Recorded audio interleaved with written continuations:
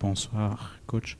On imagine votre déception après un match qui a été quand même assez plein de votre équipe. On est déçus. On est très déçus. J'étais déçu aussi après Rennes, après Paris FC. Mais au final, on devait surtout se regarder nous-mêmes et faire une grosse autocritique. Donc on était déçus pour tout le contenu. Aujourd'hui, je suis déçu parce que je pense que mes joueurs et le club en général méritaient beaucoup mieux. Donc c'est une déception. Et maintenant, c'est comment on va gérer cette déception. Voilà. Est-ce qu'on va s'en servir pour se rebeller et continuer à enchaîner des bonnes prestations comme aujourd'hui, ou on va essayer de chercher des excuses et contourner la belle prestation qu'on a fait aujourd'hui. Donc voilà, on est déçus, mais en termes d'attitude et en termes de manière d'aborder le match, je suis très fier et comme je le dis, on aurait mérité beaucoup mieux. Bonsoir coach, Florent Germain de RMC. Je voulais savoir si vous aviez revu les situations des buts refusés. Je ne les ai pas vus, je ne veux pas en discuter.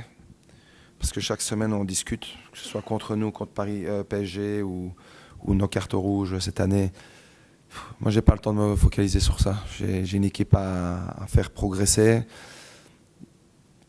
J'ai dit à mes joueurs avant le match, on doit essayer de contrôler tout ce qu'on peut contrôler. Et ce qu'on peut contrôler, c'est le terrain. Et notre approche, notre game plan, on l'a très bien fait, on n'a pas à concrétiser nos occasions. Ce qu'on ne peut pas contrôler, c'est justement ce que vous me parlez. Et je n'ai pas de contrôle sur ça. Donc, à part perdre de l'énergie et critiquer des collègues, parce que les arbitres restent des collègues, ça va servir à rien. Mais oui, aujourd'hui, ça fait partie du package qui nous a un petit peu tiré vers le bas, mais c'est comme ça. Et autre question, quand on a autant d'occasions ou de situations, comment on peut l'expliquer? Est-ce que c'est de la malchance, de la maladresse? Est-ce que c'est dans la tête? Voilà. Comment vous pouvez expliquer ce nombre d'occasions ou de situations assez claires manquées par votre équipe? C'est beaucoup d'occasions qui sont créées par bon pressing. Et le pressing, tu as le droit ou tu n'as pas le droit de le faire. C'est une décision, surtout à Marseille, qui est l'équipe avec le PSG qui a le plus de possession et le plus de réussite dans ses passes. Tu as le choix, soit tu vas les chercher, soit tu les attends. Mais si tu vas les chercher, il faut se récompenser parce que ça coûte beaucoup d'énergie. Et c'est surtout vis-à-vis de ça que je suis frustré. Parce que c'est un travail d'équipe qui nous a permis d'être devant le but.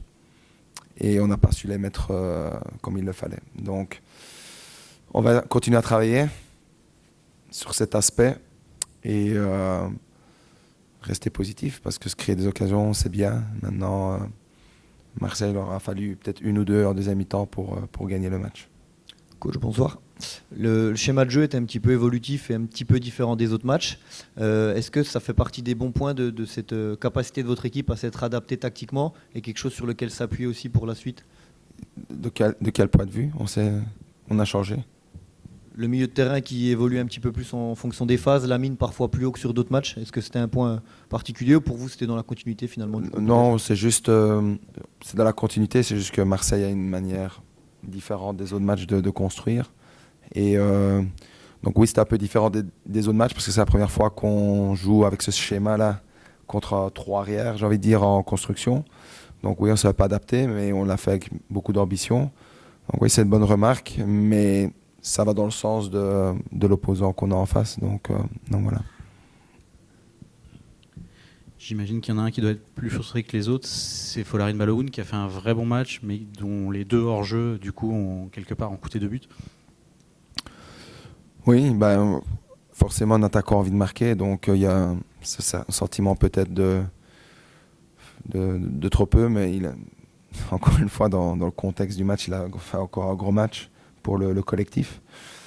Comme nos 3 joueurs devant, avec Taki, Golovin et Magnès, même si Magnès en première mi-temps était un petit peu moins, mais en deuxième mi-temps il a bien relevé la tête et il y a une grosse débauche d'effort sur le jeu sans ballon et voilà, j'avais envie qu'il soit récompensé aussi en étant décisif et malheureusement ça n'a pas été le cas.